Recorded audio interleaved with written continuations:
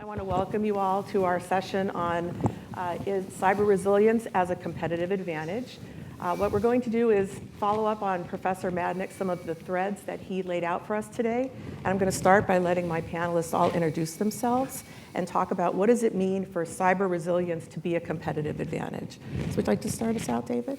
Good morning, everybody. It's a real honor and privilege to be here at MIT. My name's Dave Masson, and I'm the Director of Enterprise Security at cyber AI security company Darktrace. Hey guys, my name is Esmond Kane. I am the Chief Information Security Officer for Steward Healthcare. We're a multinational healthcare delivery organization. Hi, my name is Fred Cohn. I'm Director and Digital Risk Leader in Schneider Electric for our IoT and digital offer practice. Okay, so when we chatted on the phone, we talked about what does cyber resilience as a competitive advantage mean to you? So Fred, do you want to start us out? Yeah, sure. So my journey in cybersecurity might not be as pure as a lot of people here. The company I work for, a very large multinational, probably not well known by its company name here in North America. We better known by some of our brand names, APC, Square D. Then we have, we're about a 30 billion euro company, serving very heavy industry and a lot of critical infrastructure. And one of the things that when I got involved in cybersecurity, I would say that our product organization, of which I was part of, and our IT organization were very separate. And the context of securing our product was really not a significant part. It was not being driven much by customers. We were not really seeing much going on until some of you might have heard of a small event called Stuxnet. And that was kind of our wake-up call because our product team realized that wasn't us, but it was our competitors. So we had something that was a real fear for us on the product side. Meanwhile, on the IT side, they were following the traditional journey that you guys have become very familiar with. Over the years, we have learned that on our product side, as we evolve, our customers are getting more sophisticated. And what they're starting to ask is, what are you doing in your product? Pretty classical. But they're also saying, what do you do in your company? And they tie the two together. Because when you say I can secure my product and I can teach you how to secure my product in your installation, they say, well, do you really understand what does it mean to secure? What do you do to protect your own enterprise?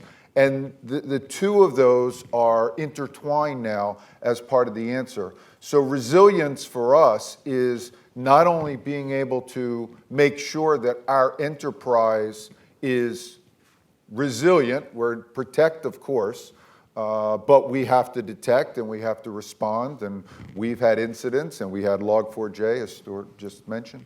But then how do we make sure that our product is secure by design and then given to our customer? How do we make sure, as best we can, that they install it properly? And we find, not everyone is tuned in, and it creates challenges for us. So it's very important that we not only protect our own infrastructure, but we also protect and help our customers to make sure that their enterprise is protected, and their enterprise in our world is where we supply the products for it. So resilience for us is really looking at both sides and saying that if we have an issue at a customer, that reflects on us.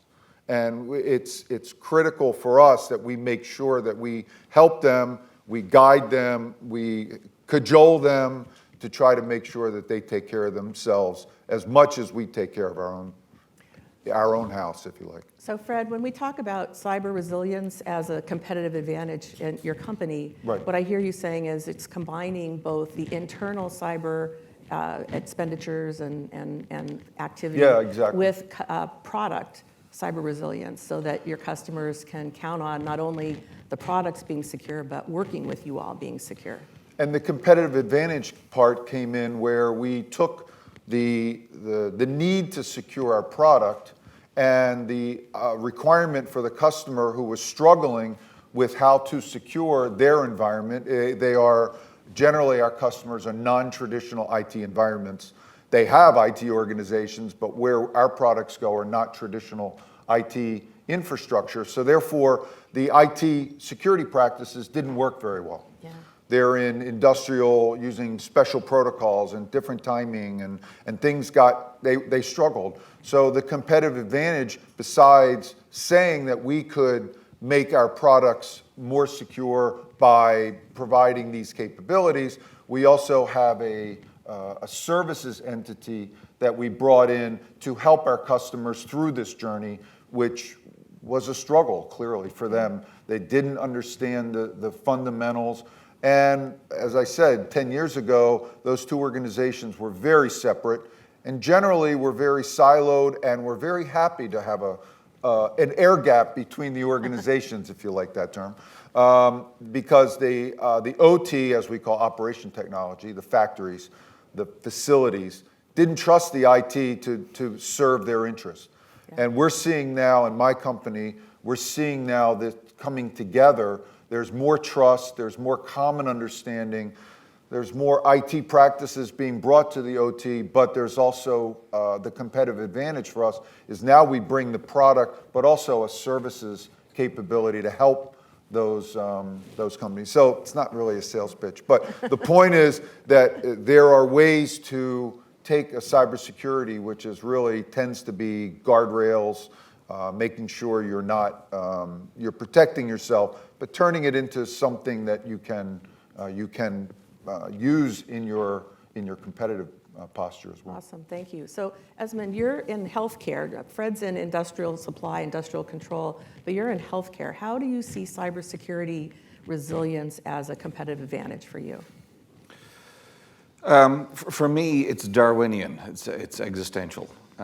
If you don't take these proactive measures, you're going to learn the hard way that ransomware isn't an IT problem. It's a business problem.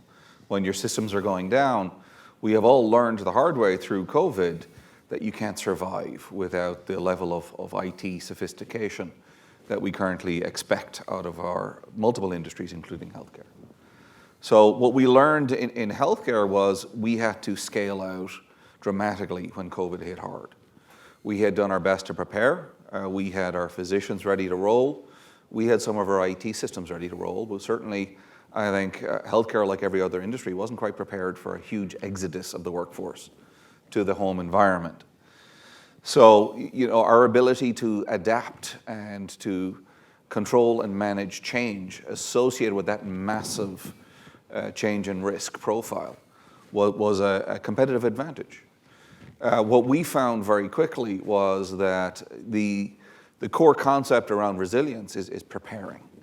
Now, unfortunately, when you do prepare, you will find that no plan survives first contact.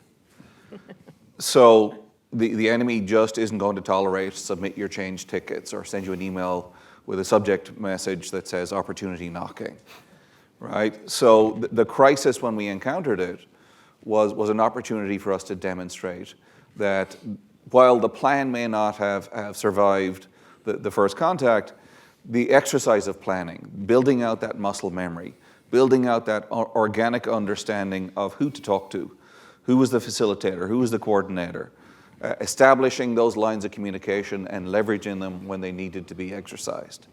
So realistically speaking, resilience became an opportunity for us to talk about the value that cybersecurity can bring to the table. There's a truism associated with a HIMSS study, I believe last spring or the spring before, that throughout COVID, cloud adoption in healthcare accelerated by anywhere from 3 to 7 years. Typically, when you're adopting cloud, it's subscription pricing, it's a lot of outsourcing, and that directly contradicts some of the way that healthcare operates. It's a much more cumbersome model. It doesn't move as quickly as you would like it to do.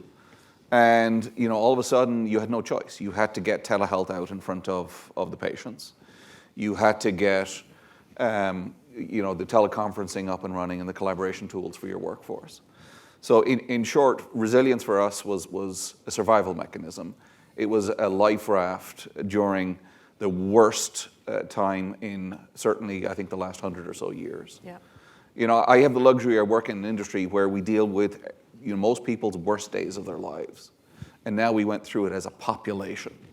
And, you know, I'll just finish on one last thought, which is, as much as we were dealing with that pandemic, which was unprecedented in modern times, what happened immediately that started to happen was the cyber pandemic, which was of a scale and a level of velocity that we had never seen before.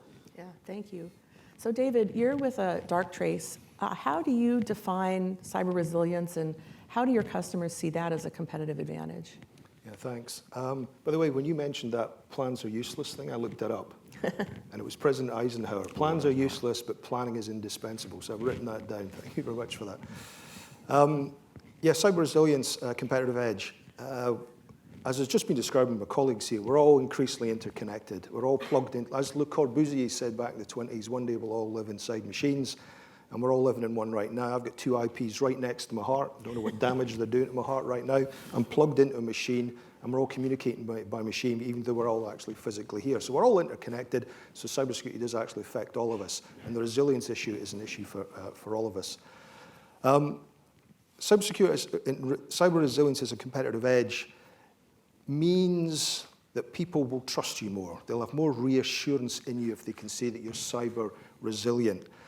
What I mean by an example of that would be, and it was just mentioned in the previous panel, so we had Colonial Pipeline, which beyond just the actual incident itself, a huge wake-up call for just about everybody in the world as to what the significance of cyber threat really does actually mean to you. The minute the gas doesn't turn up on the eastern seaboard of the United States, everybody really does pay attention to that. That issue there for cyber resilience was they got attacked. I think it was a ransomware attack. It was on their IT. And by the way, I'm talking about IT and OT, so I'm agnostic to whether it's IT or OT. Landed on IT, wasn't heading anywhere near their OT, but out of a huge fear of it landing on OT and shutting it down, they shut down the organization themselves.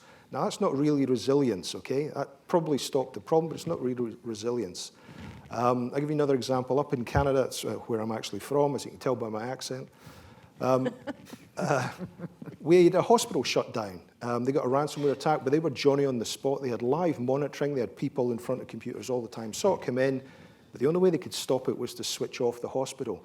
Neither of those options are really about resilience. They're not sustainable answers to the problem, continually switching things off.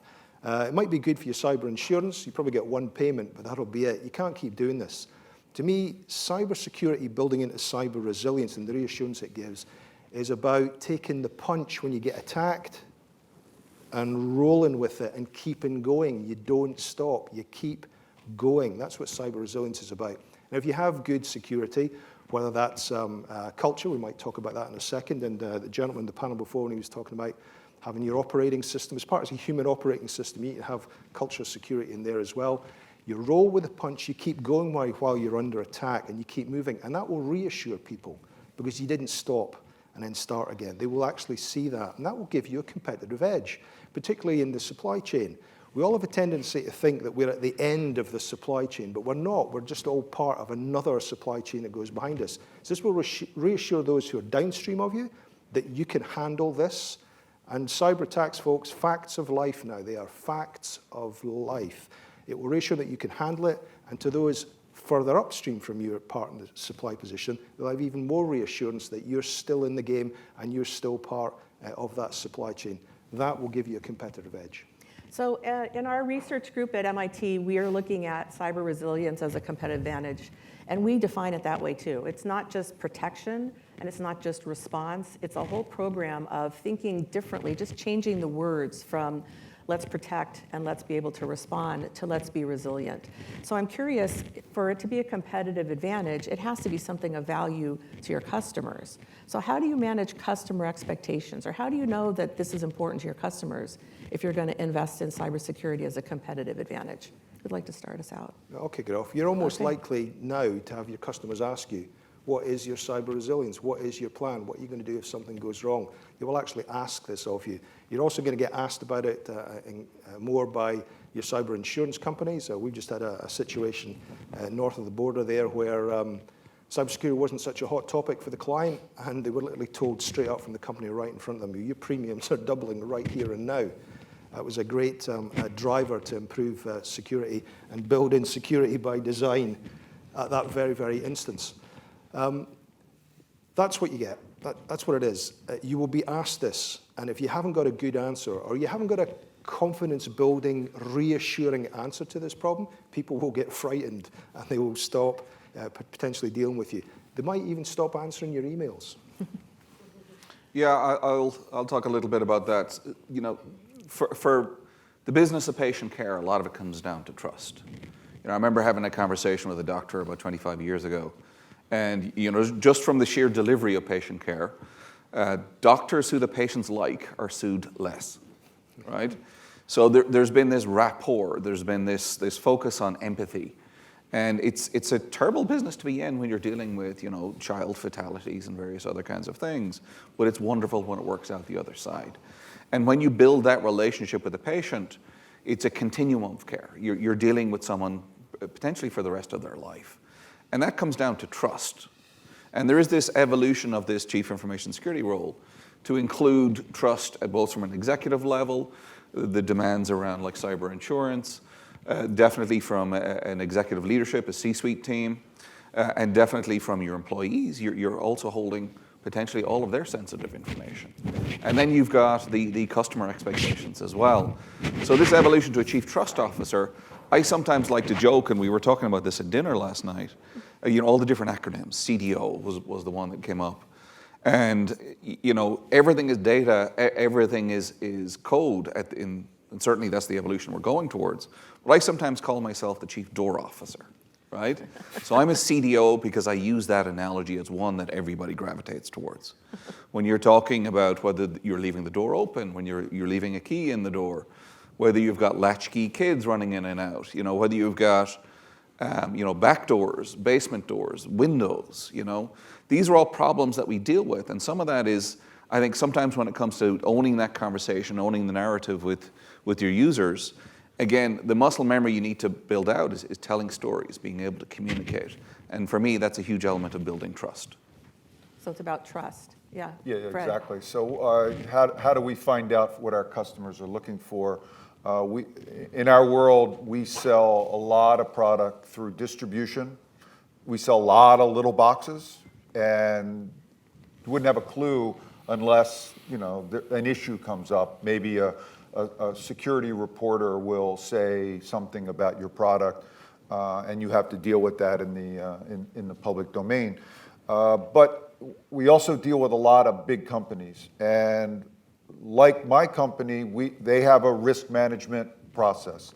And part of that risk management process is if they're looking at major projects, they want to know, as a company, what have you got in place? How are you managing your enterprise? I kind of alluded to this earlier, but they want to know, what does your cybersecurity program look like? What type of things do you have in place for your enterprise? What about your data? Because we are part of their supply chain. So they're not shy. They will come to us with 200, 250 questionnaires, not to suggest that that's a minimum standard, but they will have a very extensive risk analysis process that they need to follow, and they come to us, and this is kind of where I saw the world of the enterprise IT and the world of R&D kind of overlap, because we would get a questionnaire and it would talk about, you know, how do you manage your data? How do you manage your endpoints? And then, you know, what do you use in your R&D, and what testing do you use? And it was very broad, let's just say. So when our big customers want to know, you know, what's important to us, they're going to send us either through questionnaires or through required management summits, if you like. But even the smaller ones, you'll hear about it through indirect channels. And so we do have to manage the supply chain. So of course, we turn the 250 question questionnaire we give to our suppliers. some of them are very large and manage it, and some of them are very small and not real keen on it. But that's part of supply chain now that we know that supply chain is a critical piece. So it's really they're not shy. The big ones will say, this is what we expect, and you better have decent answers in the context of how you protect yourself and how are you going to make sure that we are able to protect ourselves. Awesome. So we have a few questions coming in over Slido. If you have a question, please enter it into Slido and we'll try to get to it. And while we're talking about other topics, let me just ask the audience here, how many of you need to trust, cybersecurity-wise, trust your vendors for them to be your vendors? Just a show of hands. I'm seeing about half. So only half the people here value trust, cybersecurity trust of their vendors to do business. In other words, you'll do business with someone that you either haven't vetted or you haven't decided if you trust or not, is how I take away. So how do you get them to trust you? How do you show them, besides a 25 or 250 questionnaire? I'm sure all of us have had to fill those out too for some of your customers. You have to fill out a questionnaire, and sometimes it asks questions that you have to go search the whole company just to get the answer to. So how do you set these expectations? How do you get them to trust you? So we've started a supplier trust program where in the past we've had different factions within the company will go look at their suppliers and will assess them on their own scope. So if it's an R&D organization, we had an application security questionnaire. If it was enterprise IT, they would have a different context for how they manage their endpoints and how they manage their IT infrastructure. And what we've seen over the past couple of years is the need to bring those together and really look at our supplier holistically, because one, if they do a great job on static code analysis and they do pen testing every 6 months, but they do a lousy job on endpoint protection, there's a risk there. And the two sides weren't as knowledgeable about each other's. The R&D side wasn't as sensitive to endpoint protection. They saw it as a barrier to them being able to do their coding. So now they're more knowledgeable and they appreciate now. So we've tried to bring those two sides together and look at a supplier, certainly the major suppliers. Big company, we have a lot of suppliers, so obviously there's a Pareto of who we look at first. But trying to look at them holistically, and do they have the right answers and the right perspective on their enterprise, and similar to how our customers are asking us. And we try to rank them, and then sometimes there's a unique technology and they might not be great, but you have to find some mitigating controls to deal with it because that technology is too important. So it's not a perfection, it's not a guarantee, this is the waterline. You have to deal with that, and the best thing is you understand it, you can mitigate around it. Yeah.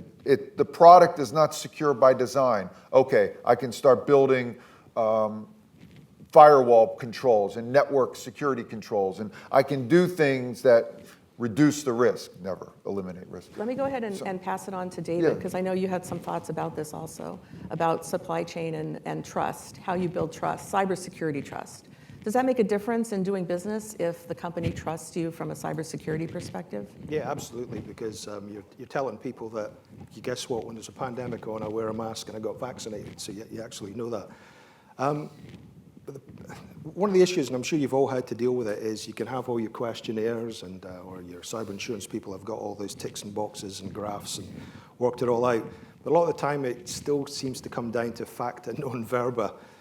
By your deeds shall you be known, rather than what the words you've actually said, and how you actually perform when something goes wrong. You've got everything, you've got all the plans, but you didn't do any planning, okay? And or you didn't practice it. And you end up being the deer caught in the headlights because something happens and that confidence that you had before just collapses in front of you. So a lot of the time it's how you actually perform, and people will be paying attention to how you're doing. I can give you an example of a company. It was in America. They were They produced, I'm going to be careful here now, components for the electricity generating system in America. So this is about OT here. And they did get attacked on their IT, but they had enough technology and people to deal with it with a live, ongoing attack. They didn't have to go and switch their OT off because they demonstrated that they were actually following the live attack as it went through. They were losing files to encryption. It was a ransomware attack. It was being driven by a human being, so it wasn't at machine speed, this one. It was a human being moving around.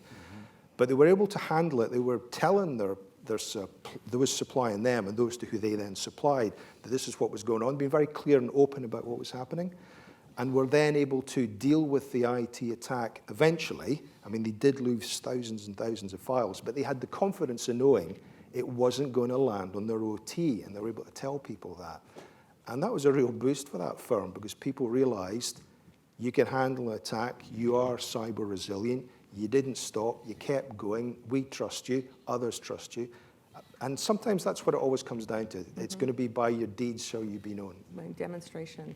So we have a couple questions coming in about creating cyber awareness among workers, or how you make sure security is built in rather than bolted on.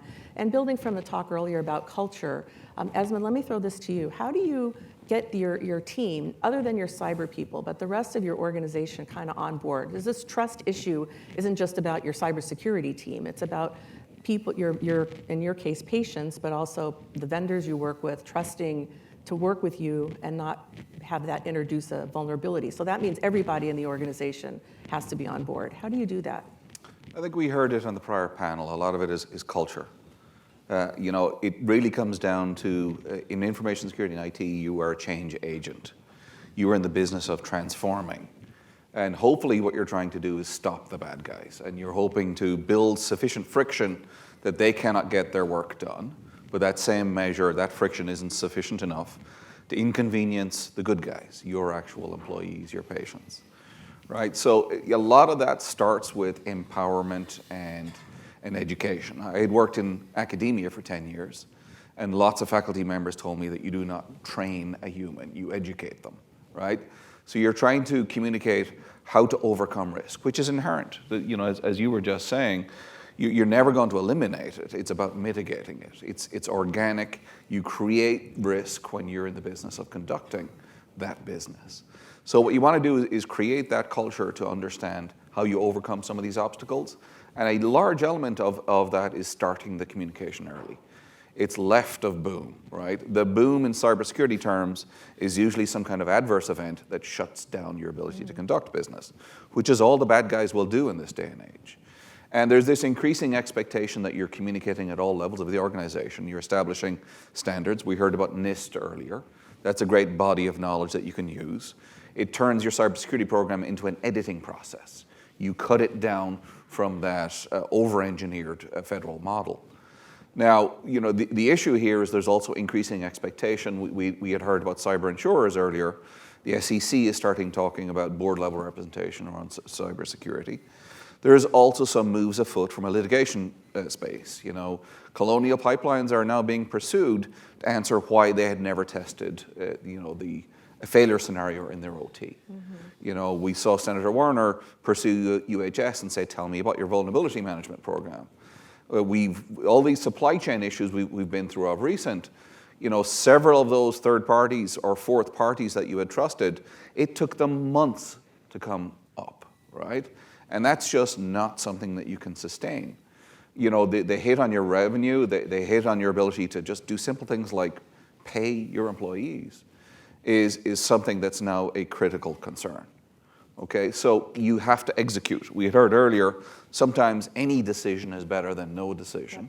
And being able to demonstrate that you are taking action, the alternative is unforgivable. You cannot ignore this problem in this day and age. So you raised this issue of the board being involved. How many of you address your board for cybersecurity, or is your board interested in cybersecurity?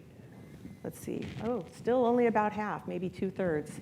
Okay, so if the board, for cyber resilience to be a competitive advantage, that changes the language, that changes the discussion from one of infrastructure investment to one of business opportunity. So tell me how we would address the board with that. What would the board want to know? How do we manage at the board level? And by the way, we also have done research in that area in our research group. So we have some papers on this, but I'd be interested in your three opinions about boards. So Fred, you want to start us out quickly? We've in our company, we've gone from the term of principles of responsibility as an employee responsibility to trust. And trust, the trust charter. So this is something that's inside the company, and we use it as a external, I don't want to say promotional, but it's used as a messaging for who we are, sustainability, safety, quality, all the key elements, and that we will act ethically. And what's been added to that trust charter is cybersecurity, and it says we will take cybersecurity seriously. We will do what we can to protect ourselves. We will do what we can to help protect our customers, and we will do this in the context of a risk-based strategy. And that risk-based strategy is not, it's not simple. A risk analysis can be quite extensive and quite complicated. And so the board for us is looking at what have you calculated risk? What risk are you transferring through insurance and things like that? What risk are you accepting? What mitigation actions have you done? And then how do you measure? So it's nice to say you have a program, but 6 months on, what are you using? What are your key performance indicators? And then how are they moving over time? And that's now at a board level update where this trust charter has a cybersecurity aspect. The cybersecurity aspect is built on a risk mitigation strategy, and that gets reported periodically with numbers and performance and challenges and all the aspects that go with reporting. So it's kind of become baked into our board. So what I want to pull away from that is you've made cybersecurity a conversation around trust at the board level and inserted cybersecurity as a piece of the trust discussion. That's really interesting. I actually serve on a board, and I noticed that our cybersecurity executives report to me how many people failed a phishing exercise. And I think that's very interesting, and it's quantitative, and I can see improvement, but that doesn't tell me how secure our company is. So by changing the conversation from one of how many people failed a phishing exercise to how many, to the trust conversation, or to the competitive advantage, business opportunity might be a way to get the board more involved in what cybersecurity is. Esmond, did you have a thought about that? What do you address with your board? I mean, I think you have to know your board, and you need to speak to them in terms that they will understand. Meaningful metrics will vary widely by board composition and industry. So I often, in my case, I tend to find dashboards that speak to things like clinical metrics and things that will resonate with my board, which is very physician-led, and I'm very lucky to work for them. But there are definitely people who have financial acumen, that have logistical acumen, military leads. So, speak to them in terms that they understand. There's huge amounts of knowledge, whether it's Tufte or Hubbard or various system or design thinking approaches to building measures and metrics. Pick them, and then if nothing else, figure out what the trend looks like. So what's a metric, I guess, you would use that would be meaningful to your board, that would give them a sense of how secure you're doing? Since it's not about phishing or about something technical, what would be a metric for you of how cyber resilient your company, your organization is? So for me, I do go with those core metrics you just described. It's what does our threat surface look like? It's how much malware we're seeing, how many probes we're seeing on the firewall devices, how many devices are being wiped and re-imaged. It's the productivity impact. The secondary and tertiary level analytics you build out on that is mean time to respond, mean time to detect. But when you're driving quantitative analysis, I don't have the luxury of some actuarial science around it, and you end up gravitating towards annualized loss expectance, and cyber insurers are driving some models. You can also just go with consistency.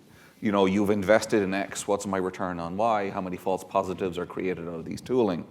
it's really going to change, and you won't really know. I don't encourage being overly prescriptive here. You need to know your board and give them something that they can work with. Awesome. So David, tell us what your thoughts are about how you measure how cyber resilient your company might be, or a company might be. Okay, I was a wee bit heartbroken there when I saw the last show of hands. We've been talking about cybersecurity for decades, and did we get to half? No, I don't think we actually got to half there. Pulling it all together and still keeping on the culture part to answer your question. Don't presume a culture of security. Don't presume that your organization, whether it's 1,000 or 10,000 or 50,000, that everybody understands don't click on the link, or don't open the attachment, or whatever. By the way, there's a statistic out that shows that the people who do click the link and all hell ensues are actually more likely to do it a second time, because they just want to say, I wonder if it will happen again. Click. Seriously, okay? Yeah, don't presume that. You've really got to work at that kind of thing. You've really got to build it in, and boards need to understand that. It's no point somebody in the board going, yeah, everybody knows what a phishing attack looks like. No, not everybody does. And you've really got to work out how you're going to build that culture of security. There are lots of tools out there. They're not complicated. It'd be a good idea to actually just find out at some point what is the culture of security in our organization. And it doesn't matter if the results come back and they're absolutely bloody horrendous, okay? Because at least you know where you've got to start from, rather than presuming that something's the case. Because if you presume that something's the case, all the things that we've just spoken about, including your plans and all the rest of it, are for naught. They're absolutely for naught if you haven't actually worked out what that is in the first place, find out what the issues are, and started working on them. As was said in the previous panel, you're never going to get to perfect, but you've got a good chance of getting to done. And you'll be on your way. And if you're on your way and you can demonstrate that, and we keep saying it all the time, demonstrate trust, build reassurance, etc., then you've got a better chance of succeeding and being cyber resilient and boosting your competitive edge against your peer group. Yeah, it's very interesting. I know one of the things we've seen with the companies we've looked at is in every organization, people think the technology will keep you secure. And we already know that the technology can't keep you 100% secure, in part because we don't know what the next vulnerability is, and in part because our people are always a risk for us. So then they think that the cyber team, you guys, us guys, will keep the organization secure and tell us what to do. And of course, that doesn't work either because we don't have control over the business decisions. So then they think their business managers will keep them secure. But what we really want to get to is this idea that everybody has a role and everybody thinks about their role. And again, that's where the whole culture idea comes in. It's a role appropriate piece for keeping the company secure. It might be reporting something if they see it, or it might be helping their colleagues recognize something, and certainly not clicking on a phishing email. But it's not something that the technology group can take care of anymore. It's something, again, to be resilient, we need everybody in the organization kind of aware and kind of thinking about it. That's what I hear you saying. For heaven's sake, no blame culture. For no God's sake, blame put culture. that in there. As again, I keep quoting the gentleman from the original panel, fear kills innovation. Fear of blame kills security. People will make mistakes and they won't say a thing about it until literally the HVAC goes off and the computers stop computing. No blame culture. Awesome. All right. We have just a few minutes left, so let me give each of you a minute to tell our audience something actionable, something they can walk away with that they can implement tomorrow in the true sense of our MIT environment here, where we want everybody to leave with actionable insights. What's something actionable about being more cyber resilient or creating a competitive advantage from your investments in cyber resilience? So Fred, why don't you start? Just a quick minute. One of the things we recommend is make sure you have external view of your security posture. How you define that is certainly up to you, but don't assume that your internal view is complete and objective. So in our case, we use some consultants that give us this consistency of scoring things. You could say, well, what's that scoring mean? It's not really relevant. It's the delta that we're looking for, the improvement. So using external measuring markers, if you like, are ways to show improvement and find the ones that work for you. We have a couple of security external agencies that we use that give us measuring. There's a BitSite, there's Security Scorecard, Risk Recon, there's others, I'm sure. But they give you an external view of your posture, and there's other ways to do that, but still having something external gives you some objectivity to what your plans are, how you're progressing, how you're evolving, and then that can also help you if you're getting into challenges of funding and what is your next program and what types of things do you need to invest So in. you're suggesting external validation, external External comparison. validation. Awesome, thank you. Esmond, how about you? What's one thing you want people to take away today? I think it's the human element of cybersecurity. I think you have to understand that people will fail. They're probably your weakest link and your strongest factor in your security program. There's this unrealistic expectation that security is magic. And a lot of that pressure is burning out teams and creating a tremendous amount of fatigue because they're overcoming some inertia that, it's almost like a bulldozer. They're having to clear so much snow off the road to get to the journey, to continue that security journey. And I was really disheartened by the executive order in cybersecurity because it didn't include any real focus on security education, right? It didn't talk about, universities like this one that are creating the next generation. Well, this isn't a problem that we have the luxury of waiting 5 or 10 years to solve. It's here today, Yes. right? And how we're solving it is with at least one hand tied behind our back. Yes. Okay, so as business leaders, please trust your security people. The bad guys aren't going to submit a change ticket. They're not going to request to do a penetration test. So if you're hiring security leads and then wrapping them in bureaucracy and administrivia, they're not going to get to the prioritized approach to harden your enterprise. Okay, so from you I hear trust your security team and the human factor. Don't ignore the human factor. The Awesome. human firewall. David. Yeah, absolutely. Educate your people. It's people in technology, good people who've been well educated about the issues and some good technology. You're probably on the right road to success. But we've said that. The one I would leave you with in your response planning, whether it's plan A, B, C, D, or E, it's probably plan G you'll end up going with when bad things happen, is consider disclosure. Consider telling people what's happened, not only telling your own people, but telling the outside world and telling all the compliance and legislation and et cetera, et cetera, et cetera. But disclose sooner rather than later, and disclose as clearly and openly as you can. Because if you think you can hide it, you can't. And if you don't disclose, it will be disclosed, but it won't be by you, it will be by somebody else, and it won't be on your terms. Don't end up in that position, because we're talking about cyber resilience as a competitive edge, and that's awful when you see some of those press interviews and people are being so absolutely cagey about what they're saying. It does not build reassurance or trust for anybody.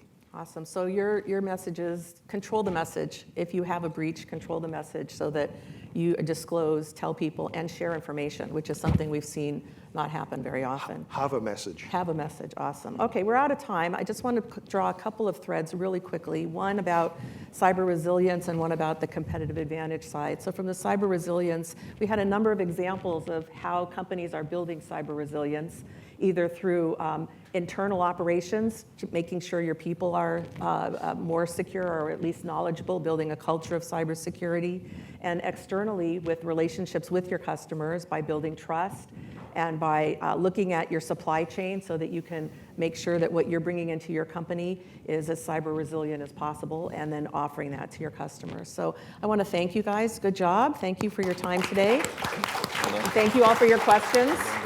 And I believe that concludes our session. And I'm not sure who to hand this off to, but we're done. I'm getting the hook. Thank you very much.